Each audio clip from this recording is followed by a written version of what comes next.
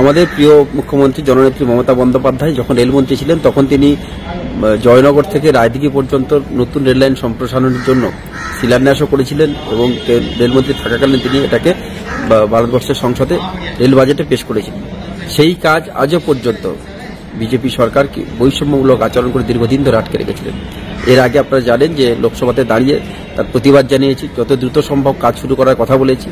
আজকের মাননীয় রেলমন্ত্রী ঐশী বৈষ্ণবের সাথে দেখা করে যেমন জয়নগর থেকে রায়দিঘি পর্যন্ত নতুন রেললাইন সম্প্রসারণের প্রিয় মুখ্যমন্ত্রীর যে স্বপ্ন, সেই স্বপ্ন পূরণ করার জন্য বাংলার মানুষের তথা রায়দিঘি মানুষের, মথুরাপুরের মানুষের যে স্বপ্ন, সেই স্বপ্ন বাস্তবায়ন করার জন্য জোরালো দাবি জানালাম। সাথে সাথে মথুরাপুর থেকে শিয়ালদা পর্যন্ত পর্যাপ্ত লোকাল ট্রেন এবং লক্ষ্মীকান্তপুর থেকে নামখানা পর্যন্ত ডবল লাইনের দাবি জানালাম মাননীয় রেলমন্ত্রীর কাছে। তিনি মৌখিকভাবে আশ্বাস দিলেন যে যত দ্রুততার সঙ্গে দেখা যায় সেটা নিশ্চিতভাবে তিনি শুরু করার চেষ্টা করবেন এবং তিনি বললেন যে আমরা খুব দ্রুততার সঙ্গে এই কাজ শুরু করতে চাইছি।